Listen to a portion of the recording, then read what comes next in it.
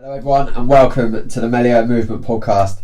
This is a podcast that brings reality, it brings real stories and it brings real people into the limelight of you watching this. I want to spread awareness that us normal people do go on these journeys and come out the other end succeeding in life. Every single guest that I have on this show has been through something in life and now is doing absolutely truly incredible things. I want to share their journey and exactly how they get there. As always, a massive shout out to Upsing Global, my sponsors for these podcasts. I really appreciate the support. Their website will be down in the description and their Instagram page. Please go and follow and give them a little message to say thank you, because then that helps us keep the project going. Big love, and as always, Melio fucking movement, baby. Melio movement, baby. Meg! First of all, thank you for coming on. You're welcome. I think this will be probably the most personal one for me because how close we are as pals, and I sort of already know the ins and outs of it, but that's exactly why I wanted you to come on. My opinion of you is probably you are one of the strongest girls that I've ever come across. Thank you. And I say it how it is, that isn't bullshit for anyone watching this. What you've been through and where you've developed from when, let's say, at the back end of last year until now is just... What you've achieved is nothing short of incredible. You've had no handouts. You've had no one give you anything. You have done absolutely everything off your own back. I've been first hand to witness that. Mm-hmm. Meg was also one of my first clients with Melio as well. Yeah. She supported the movement. So I've always got a lot of respect for her in that. But honestly, the story you're about to hear now is nothing short of inspiring. I know a lot of people watching this are going to have a massive reaction to this. I know it's going to help a lot of people, and the main message I'll just say now is just like, no matter what you've been through, you are probably at the highest point career wise in your life. You've just got a new role, bringing in a fair bit of wedge. She's also got the flat that support does on her own, and it's truly inspiring. So I'm going to shut up now, or I can go on for hours talking about Reg. But yeah, so I ask all my guests who they was as a child. Mm-hmm. So I want to know, little Reg, how you got to big Reg, and any obstacles you went through in your life, and how you got over them. Okay, I guess my first obstacle was when I was quite young. So when I was younger, I lived with my parents in a house. Grew up with an actual family home, quite busy, lots of sisters, animals, the average home. Life was just pretty difficult, to be honest. My mum had a bit of a drink problem. My dad was working all the time. My sister was all older, so they left home before me. And I was sexually assaulted and raped by somebody that lived on the street that I lived on as a young girl. So growing up was just difficult. I didn't really tell anyone about that for a long time. I didn't tell my parents. I didn't tell any friends. Nobody knew. And I think because I was so young, I was only 7,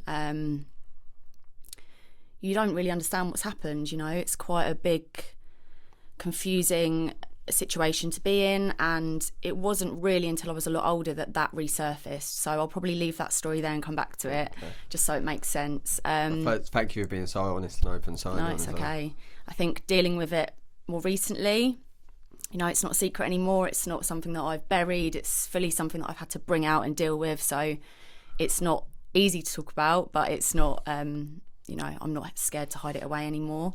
I remember we met on a night out ages ago with a couple of pals. That was the first time we met. But then when we actually first properly spoke, it was for 2 hours. Yeah, tears. We were literally just on the phone. I met us on a Friday afternoon. Intense call. We've both been through the same sort of thing. So yeah, just talk about moving forward from that. I think my coping mechanism after that was to black everything out. So a lot of my life was, I don't even remember it, to be honest. So not long after that happened, that was a reoccurring event that happened for quite a few months. But then my parents luckily divorced, and we got to move away from that house. So I managed to get away from that situation. Life pretty much got crazy from that point. My mum had a really bad injury and ended up with quite severe epilepsy. She was having anywhere from 10 to 15 fits a day. I was her primary carer and I was 8 years old, so the stress and impact that had on me was really awful, to be honest. I I remember the first fit that my mum ever had. She took me down to my new school. We just moved to a new area, a new house. And on my very first day, I sort of, you know, ran off to my class, turned around to say goodbye, and she was face down on the concrete having a fit, blood everywhere. So it was just like trauma after trauma after trauma, felt like, for quite a long time. Things with my mum were rocky. You know, she was really poorly. I was really young. Life was just a bit rough, I think, for a few years. I went through school. I was a bit naughty, I think, like most people were. And then I moved to Brighton when I was about 11 or 12, moved with my dad, went to a new school again, made some really brilliant friends, and sort of just got through high school. And then things got a bit rough with my dad, to be honest. I think one thing that I will say is, you know, my parents now are amazing. I have a really good relationship with both my mum and my dad. But growing up, one, because I was dealing with a lot of things that maybe I didn't really know how to deal with and I hadn't surfaced. But also, you know, dealing with a kid that's going through a lot that you don't know must have been really hard for them. So it was really difficult. But I ended up moving out of my dad's home address when I was about 13. Moved in with my best friend Charlotte and her family. They private fostered me, only because I was under the age of 16. And I lived with her for a little while. That was pretty fun. It's a dream, isn't it? Living with one of your best mates. We argued like sisters. We're still like sisters now. But her family were a real big saving point for me. A family unit, you know, even her grandparents, her mum, they just took me in and really looked after me. So that was where, for me, things kind of changed, I think. I felt like I sort of was starting to learn who I was a little bit. And actually, she was the first person that I told about what happened to me. And it was really nice to just have someone to trust, someone to tell that to, somebody just to share my little secret with. Yeah. Just give me one sec. I feel like my voice is like shaking. No, that's all good. Would you say that was probably the first time, and this is no disrespect, that you felt in like a loving environment where you belonged and safe? Yeah. I just felt like, you know, my sisters, one of them had moved away to Scotland. The other two were both 10 years older than me. So I was always really close with them, but I never had that like close age. Yeah. The one that is closest in age to me, she lived in Scotland. So I didn't really have that, you know, and Charlotte was that for me. She was the first person that was like just really close. Yeah, somebody that I could trust, somebody that was just my safe place. You know, I could go to her house and I could act how I wanted and I could be my silly self, and I just felt really loved by them. And then I met my first proper boyfriend, I guess, after that. That was the next kind of change for me. We were together for a long time.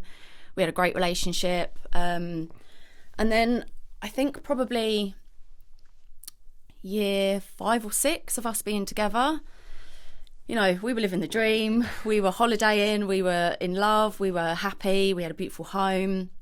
Everything was great. We just got engaged and just felt like life was finally good. And this was somebody that I also, Charlotte, in front of me, kind of forced that conversation to happen about what had happened to me when I was younger.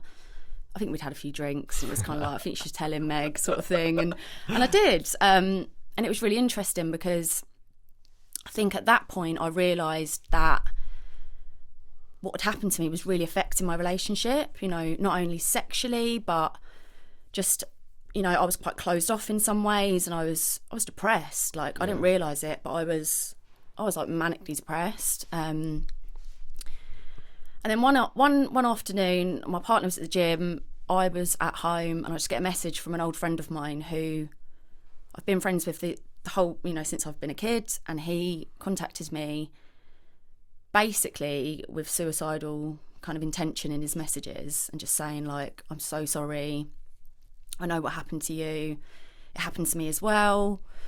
I saw it happen to you, I'm sorry I didn't say anything. Just someone else it had happened to. In a way, that must have felt a little bit of a relief that you're not the only one to have gone through it. It wasn't a relief that I wasn't the only one to go through it. It was a relief that someone knew it happened, so Yeah. they would believe me, you know, because there's always that, like, is people going to believe me? This is such a long Yeah. time ago. There's not going to be any proof. I mean, in the sense of, like, you had someone there to talk to now that actually understood everything Yeah. you were saying. Not the relief that someone else had gone through it, but you had someone you could go to, and they would understand why you was waking up feeling a certain way. They Yeah. understand why there was insecurities and depression there. Like, and I think that would have been an absolute massive, like, a saving grace, really.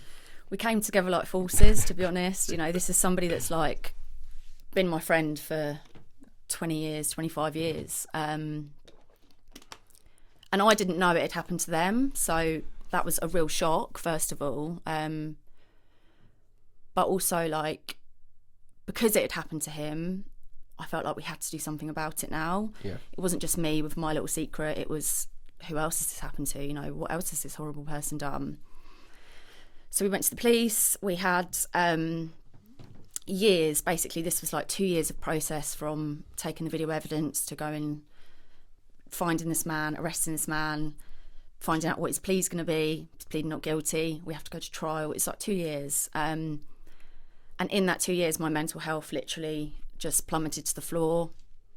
This ended up in my relationship completely breaking down. This ended up in, I got addicted to sleeping tablets. I was partying really hard. I wasn't really working hard enough. I was just all over the place, like, friendship wise, everything was just a mess. Everything just wasn't,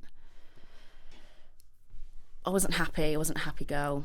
I was just really, really depressed and lost and angry and sad, and I just didn't really know what to do. And then sadly, this person that I was in a relationship with kind of left me at my darkest hour, which didn't help at all. That was really, really awful. You know, to spend that long with someone, and then when things get dark, you don't expect them to walk away. So that was another real hard hit. And then about 10 months after that was when we were going to trial. So the 10 months between learning to be single and learning to create a new life where I was on my own. I had to go back and live with my mum. I couldn't really afford to live on my own. Just felt like things were getting worse and worse and worse, and I wasn't catching a break. Nothing was getting better. And then I met someone else. Met someone at work, at my job.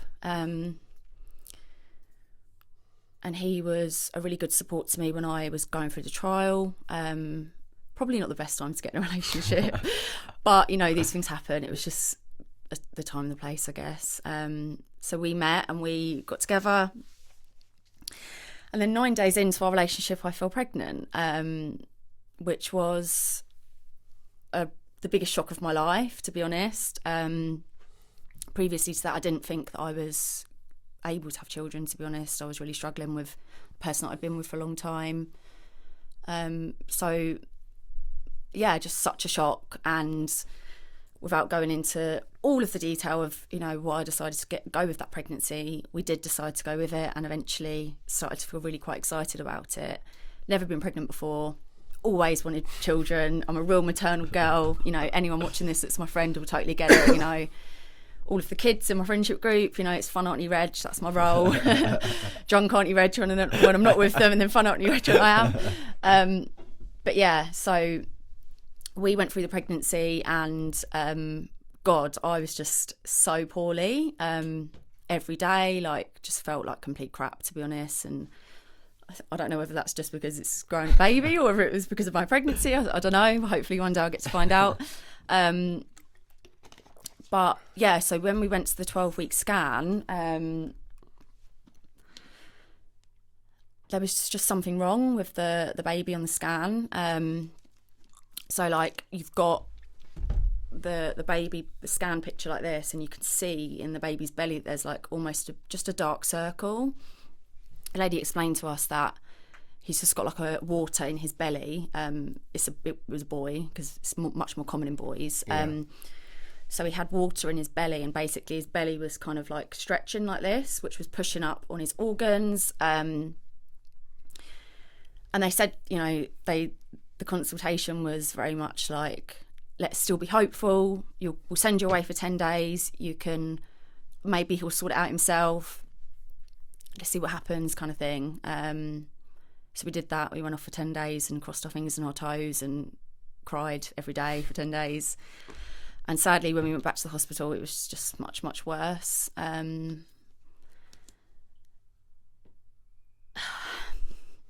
that takes time.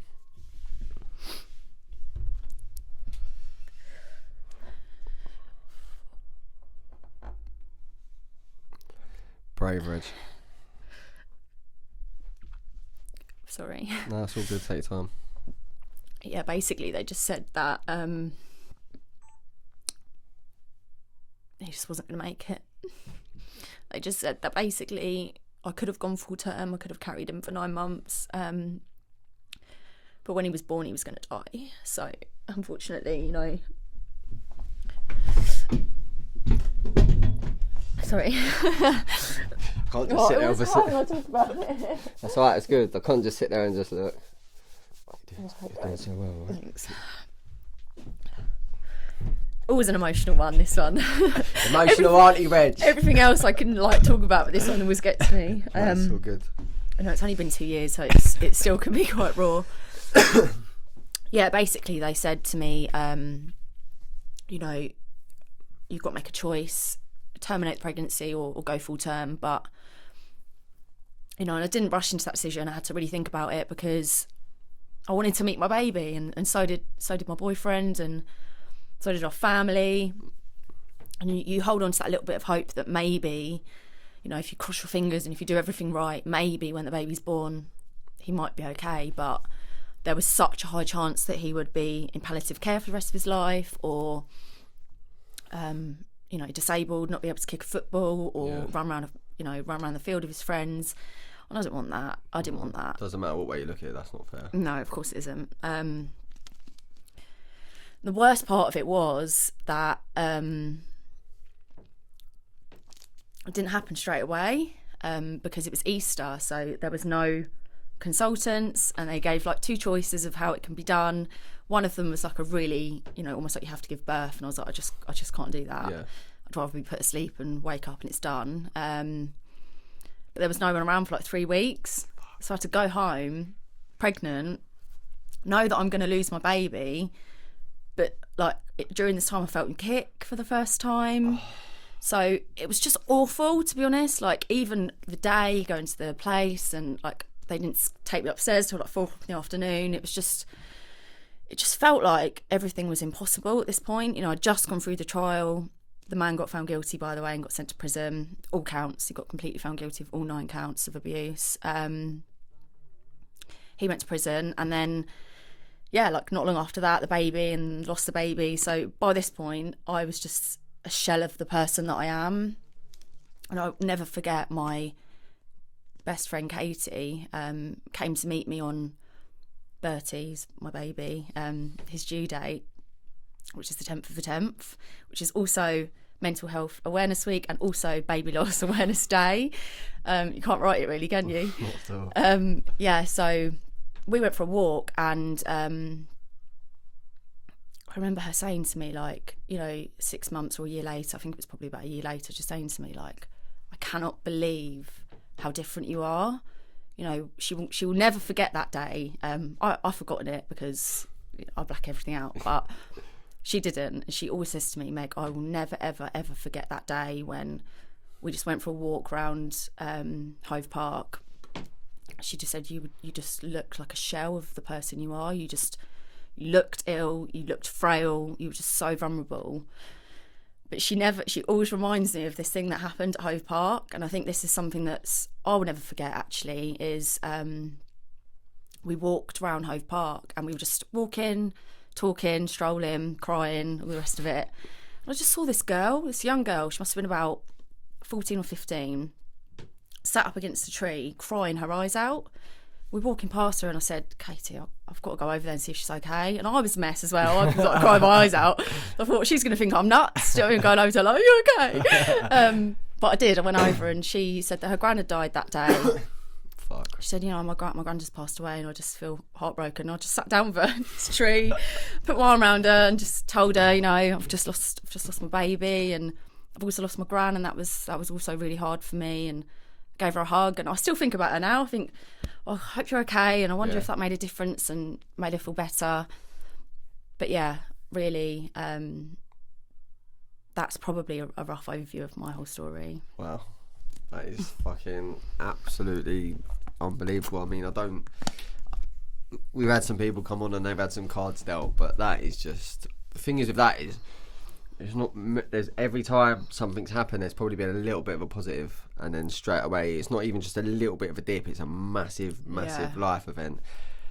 And to even just felt like bang, bang, bang, like constant. And I mean, your mental health must have took an absolute battering. Yeah, I was in a bad way, to be honest with you. I couldn't work. I tried, I'd be off for a month, dealing with the baby, and then I'd go back. Yeah. Everyone knew I was pregnant. Everyone knew, 3 months, I was like, I'm pregnant, everyone.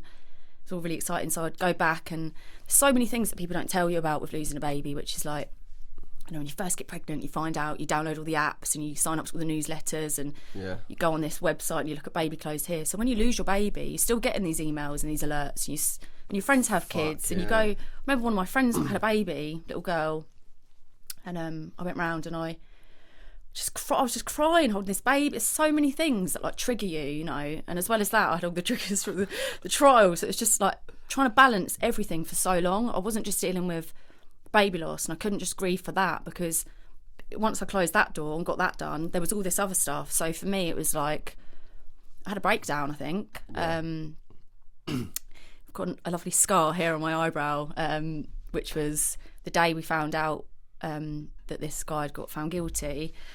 I got absolutely wrecked. Face planted the curve and cut my face open. 2 weeks later, I cut my chin open. So I just, I just went off the rails a little bit. Understandably, though. Yeah, I think nobody teaches you how to deal with it. Nobody teaches you that what's the right way and what's the wrong way. Grieve. Everyone. I know everyone says it does it in a different way, but it is, especially in our generation, it is just hit the fuck it button, because it's so easy. Yeah. There's always someone that's going to want to drink. There's always someone that's going to want to fucking stay up until God knows what time. Yeah. It's very rare until that group of friends have all been through something that they realise that actually that's not the best solution for it. They can't relate to you. They just think that you need to have a good time. And that's it. And that wasn't really what I needed. But I did 2 years of chaos, I think, and then I remember it was getting to 2019, coming towards the end of the year. I'd had the worst year of my life. Like, I was still really depressed. I was still in quite a bad way, but I just remember having this like feeling of like I was living at my mum's. I wasn't working. I'd quit my job. I was just getting through the days, right? And I was just slogging through, just taking every day as it comes. Just taking the days, and I remember the reason I connected with you, because there's so many things that you said that I was like, can I do that? Going back to bed for 2 hours in the day, and not wanting to leave the house, and not washing sometimes, having a shower or brushing my teeth, or just completely not giving a crap. And then I got my dog, my little boy, Gussie boy, and he just saved my bloody life, that dog. That was stage 1 of accidentally coming out of depression, because one, he's just the most beautiful little boy in the world. Crazy little bastard. He is. But I knew I had to leave the house every day to walk the dog. He was pissing all over the fucking flat, so we had to go out, get him out and walk him, and that in itself was one thing every day. If I could go out and walk the dog for an hour, I started to just feel a little bit better and just a little bit stronger. I've done it. I've been out for a walk. I'm all right. I can do this. And then the next day it'd be like, right, I'm gonna have a bath and I might do a face mask, and it just really slowly I started to feel like the fire in my belly was coming back, I think. Then I just remember coming towards New Year's Eve. It must have been about December time. I just said to my mum, I was like, Mum, I have to have a good year next year. It has to be amazing, because I've had 2 consecutive years, and even before that, the breakup, and then before that, it was just my gran died, and it just felt like I'd been really unhappy for like forever, and frankly I just had enough. The bottom line is just that is the case, that you were unhappy a hell of a lot of the time. Most of the time. I think the happiness that I was having was from things like holidays or parties, and not from within. really the real source of happiness. And don't get me wrong, you know, going through all of those events that happened were horrific, but I'm glad that they happened to me. I'm really grateful, and you know, you appreciate things more when you've had a bad time, or you are more grateful for simple things like just being alive, or just having a really good friend, or, you know, having my mum. You know, my mum was a bloody nightmare when I was young. She was like just nuts. She had her own problems, but now she's just like my best friend in the whole world. And you know, during that time when I went through all the trial stuff, I had to tell my parents. You know, for the first time, 17 years later, Mum, Dad, I got raped at, you know, Southfield Road where we lived when I was 7. Like, so that really like strengthened our relationship. That bonded us. My dad, I remember being in the trial and being in the box, and my dad saying to me before, you know, I was going to the toilet throwing up because I was so nervous. My dad said to me, you know, if you panic, just look up and I will, you know, and I remember looking up and he was like, breathe, you know, breathe. Yeah. So they've just been... It's not easy to... I remember when I first told my mum, like, she was behind me getting changed in her wetsuit from fucking sea swimming. I'll just go and watch her sea swimming, and was just taught. She was like, do you think you'd be doing what you're doing today if you hadn't been through sort of my depression and things like that? I was like, Mum, I was like, you don't even know the half of it. And something in my stomach was just like, fucking tell her. You have to. And I told her, and she's getting changed in his wetsuit, and it just went silent. Yeah. And then it like...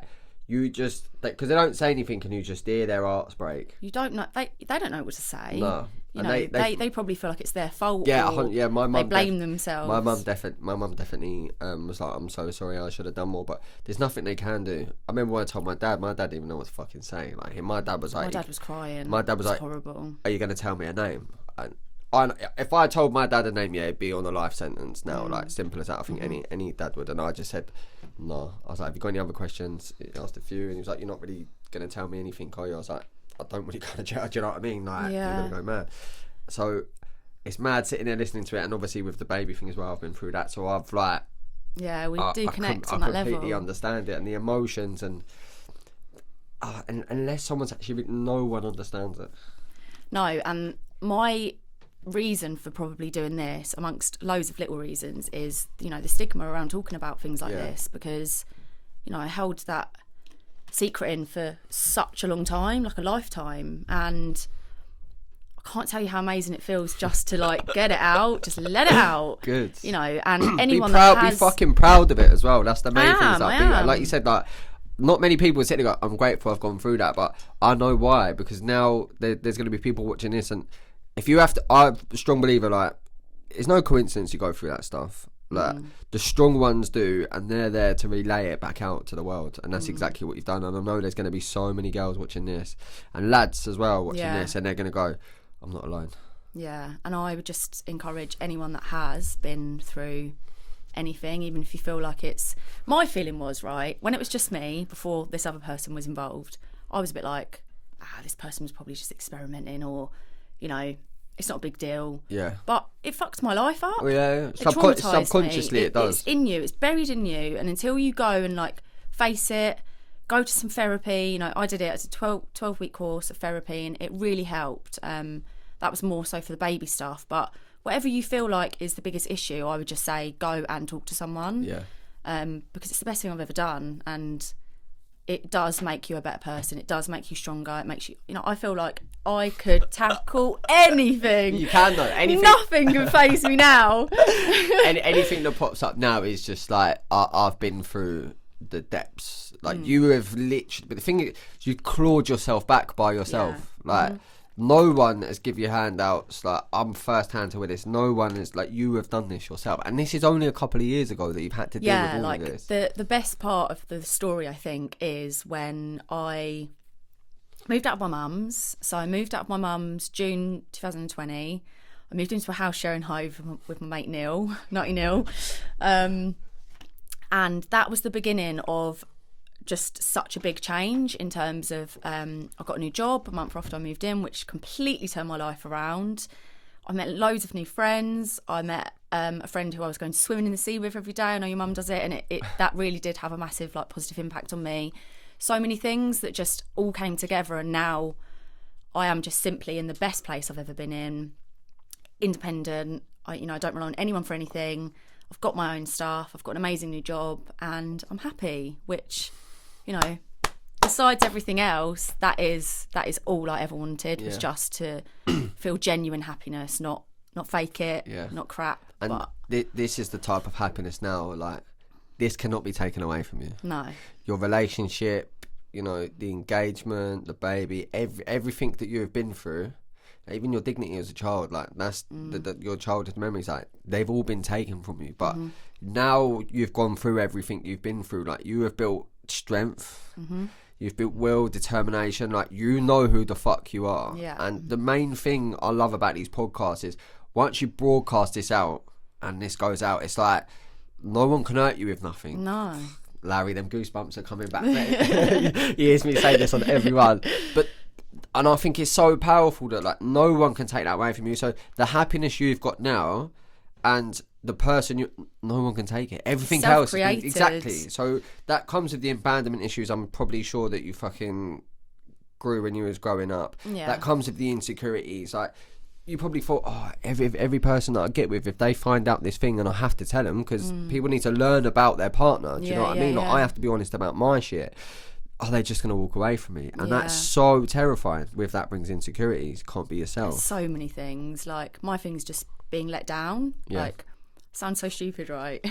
Sounds so petty. People might not get this, but for me, it's things like, if somebody says they're going to meet me at a coffee shop at 11:30 and they're not there at 11:30, I literally will get more and more rage by the minute. Yeah. Like, I'm like, where the fuck? Like, I get so angry, and it's so stupid. But for me, I'm like, it's a big deal. Yeah. Like, little things are being let down, because I have been continuously let down throughout my whole life by everyone. That for me is like a little trigger. It's principle though, but again, people need to understand why you think that. That's why you need to be honest with people about, because what if I was, say to you, Brad, let's go for a coffee, come meet me at Costa at 12 o'clock, and you don't show up or something. Yeah. To you, that's like, something comes up, that might not be a big deal, but to me, I'd be like, what the fucking hell is going on? I'd be really upset. Yeah, what's more important than... But, I just feel like if you're honest with people about, why it's a big deal, then it doesn't need to be a big deal, and people can understand. Then this is where it comes down to communication, and we've spoke about this both with partners and that. Like, we were both like, I remember this, it's so funny. It was like, we were just like, right, yeah, we're both just meant to be single forever. Like, it's not going to work. And then we were talking about what we wanted, and then we both found people that I'm still with Nat, and so we know how important it is to communicate and understand it. But that's not only just in relationships, it's friendships as well. 100%. And I'm exactly the same. Like, I'll say something to Nat and she'll be like, what the fuck is... I'm like, nah, right, let me go back. Let me go back and go back and tell you. In fact, now I can just go watch this podcast. There you go. And you'll understand it. So I fully understand that. And little things. That's, to me, that's good though, because you stand your ground. You know what you expect. It's a lot of people needs and wants, but you know exactly what your soul deserves. Yeah. And I think that's so powerful, because everybody lives like, I want this, I need this, but what the fuck do you actually deserve?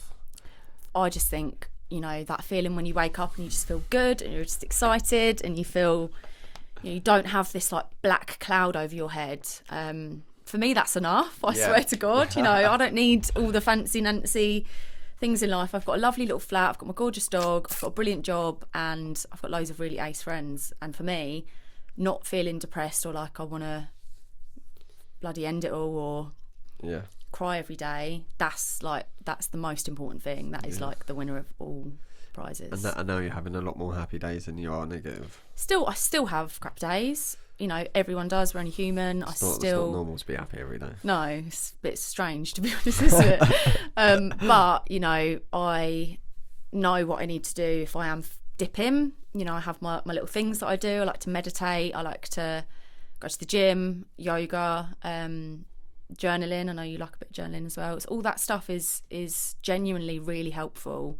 And journaling was probably one of the first things that I was doing.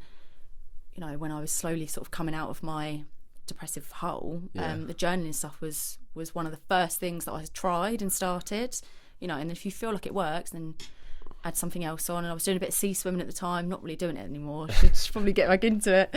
But yeah, just all these positive little things that you learn and you pick up from people, and you know, you're one of them. You do all the right things in the morning. The cold shower, I haven't quite got that hang of that. Do you know, I was in the shower this morning, I turned it off and I thought, shall I have a cold one? And I was like, I'm already freezing, I'm just going to get out. But yeah, you know, there's lots of little things that people do. And the other thing is, you know, if you're open and you speak to people about your challenges and they speak to you about theirs, they'll tell you their tips. You know, you share things and you figure out this like pattern of how to smash life and how to have a good day most days. And it is them. It's like, imagine just like 5 toolboxes in front of you. You don't have to take every tool. That's 5 people.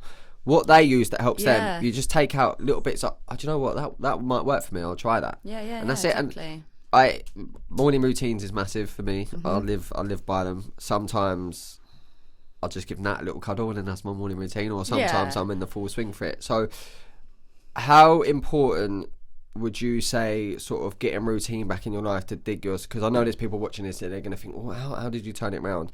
What was the turning point for you from going through being so sad? Not just Gus helping you, but what was the turning point? What were the stepping stones you put in place to bring you out? I think I wasn't working, so for me it was the routine was just a massive thing. You know, I was like waking up when I wanted to wake up. So for me, my advice would be, or what I did was just give myself one thing. Start with one thing, you know, have a shower instead of a bath so you're not in there for an hour. Or don't watch any Netflix today, you know, turn your phone off. Non-negotiables. Just really simple things that don't seem simple to people that get up and go to the gym at 5 and then work a 10-hour shift and then go back to the gym or go for a 5k run. You know, you don't have to be like that. Yeah. You just start really slow. I think my thing was probably getting up in the morning and like getting dressed and just getting ready, you know, doing my hair, feeling putting a bit good of makeup about yourself. on, just getting dressed to the point where I could go out if I felt like it. You know, if I don't feel like it, then at least I'm dressed and I feel a bit better and I'm not just sitting there with a bun on top of my head with no makeup on and, you know, feeling a bit like sluggish. So yeah, like my first thing would be get up and get ready. If you don't have anything to do that day, then at least you're up and ready, you know. The next thing would be like eat well and eat like often, because I would do this thing where I'd wake up and I wouldn't eat any food until like 2 or 3 in the afternoon. By that point I'm probably just eating something a bit crap. And then it all trickles in, you know. If you eat bad and your routine's bad, it's going to spill into the next day and it just goes on. You have to just cut it at one point and be like, enough's enough. Tomorrow I'm going to get up by 8 a.m, I'm going to have a shower, I'm going to dry my hair, I'm going to put some clothes on, I'm going to go out for a walk for 20 minutes.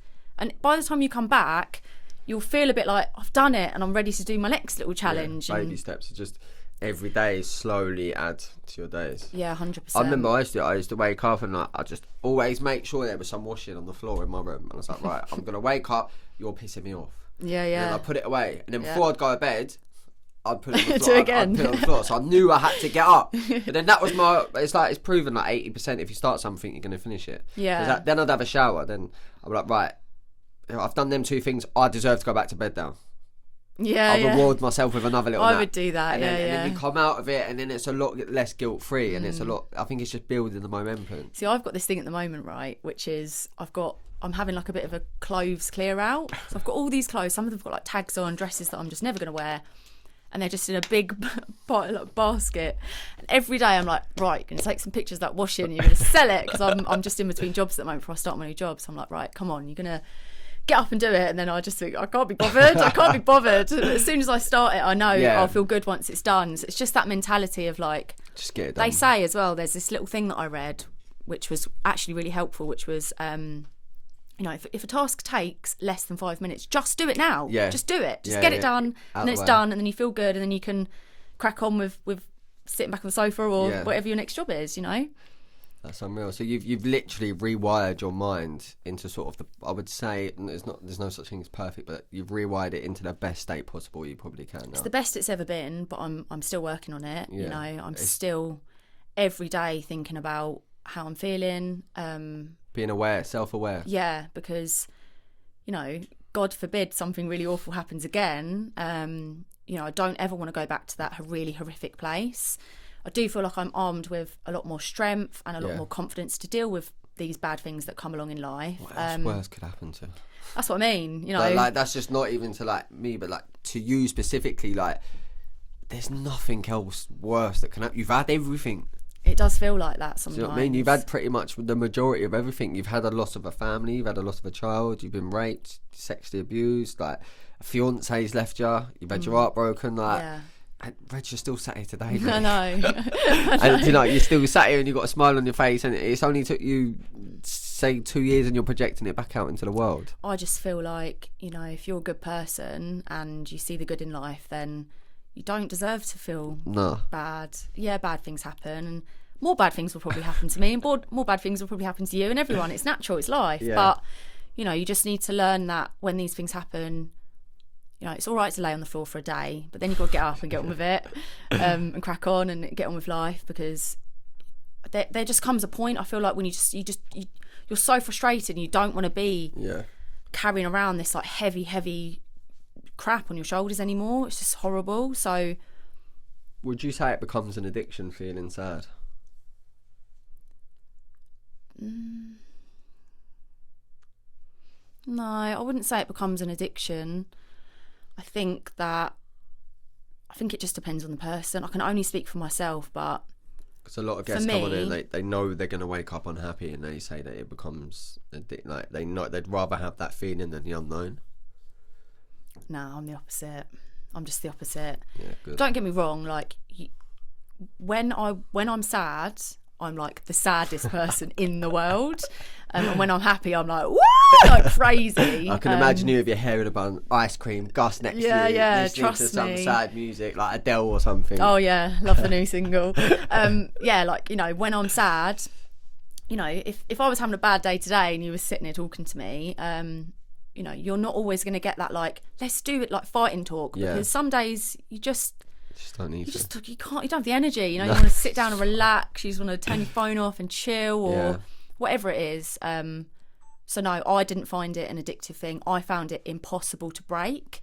You know, I kept having this like overwhelming feeling of like just frustration, like I feel so sad. You know, I went to the doctors and I said I need some help, and they kept just pumping me with antidepressants and the highest dose, and by the end I was just like this zombie walking around. Like I had no idea who I was, what I liked, what I didn't like, what I was feeling. Like I just was completely numb to the world.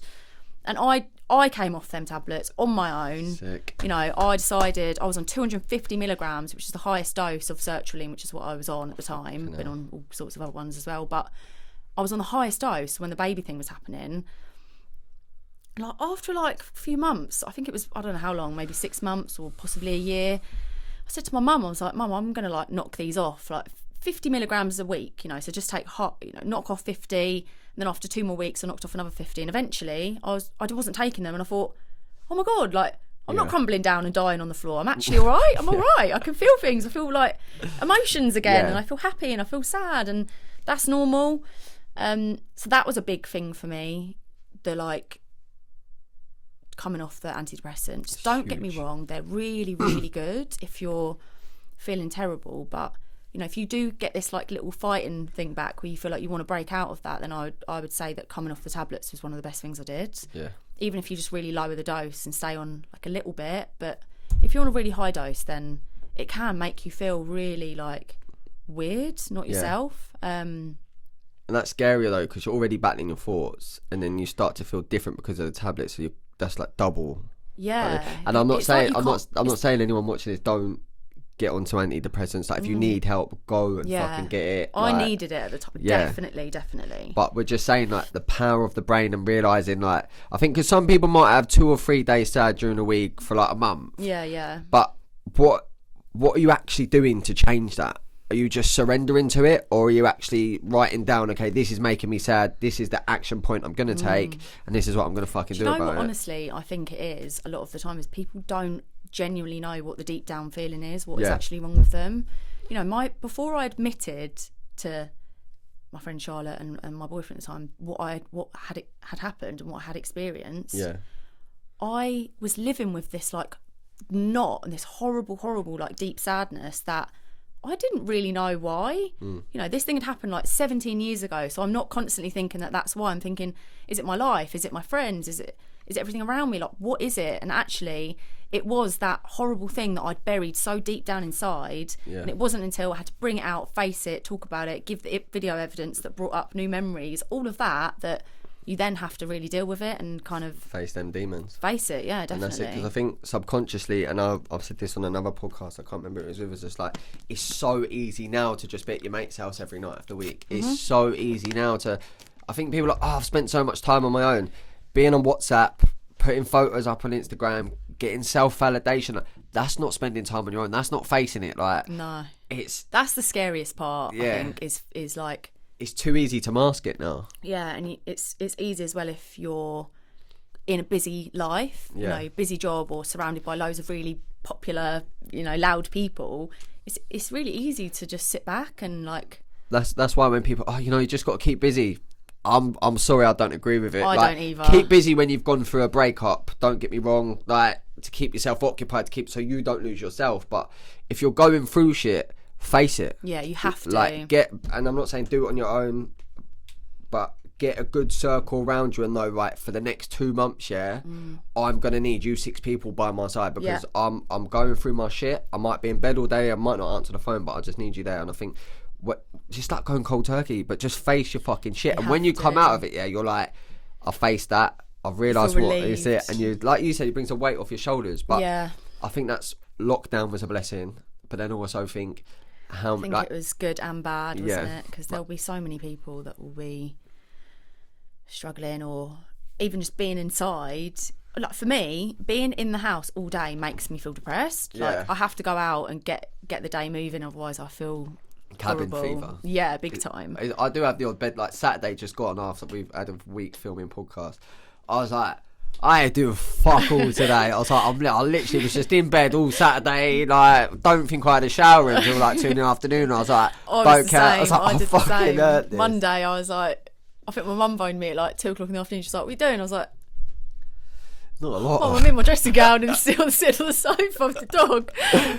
Yeah, it's good to have those days. Amazing. But as well, the other thing that I would say is like the people. I know you're massive on this, Brad, but you know, the people that you have closest to you. One, when you're going through bad things, but 2, just in general life. You know, they have to be good people, because there was one person that is a good friend of mine actually, who says to me, you know, Megs, the 5 people you spend the most time with, you'll be like. Yeah. So I suddenly was like looking around thinking, I'm going to like push you back a bit and bring that one a bit closer, because now... You have every right to do that as well. Yeah, of course you do. Now I honestly have like the best people ever.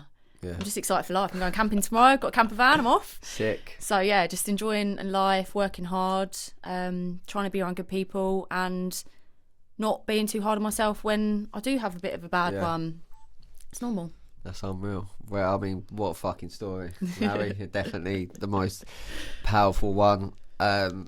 Sorry for the tears. No, fucking, I don't even know where to go on that. How would you round that off? I think to me it was probably like the most personal one for me, because I knew that about you. And I think it was last year we was in touch with each other, and you still was a little bit like, don't really know which way to go, sort of thing. And you have... I can't give credit to anyone in your life, because you've done this on your own. There's been people there, drips and jabs, but you've gone through absolute hell. Like, there's not many people that will go through that and be sat here smiling, laughing that they're going camping tomorrow, or even just in the job you're in at the moment. Yeah, one of the top dogs in recruitment. Can I just say? And it really does put things into perspective, that like, you can go through stuff in life, but like that saying, there's always someone that's worse off. Like, I've literally firsthand there's nothing you haven't been through, and it's fucking incredible. I ask my guests at the end of every podcast, Melio means for the pursuit of the better. Yeah. How are you going to pursue the better in life for Reg and for the world? For myself, I'm just going to keep pushing forward on what I'm doing at the moment. Keep trying to improve the daily routine, keep moving positively with all the stuff that has impacted me in a better way.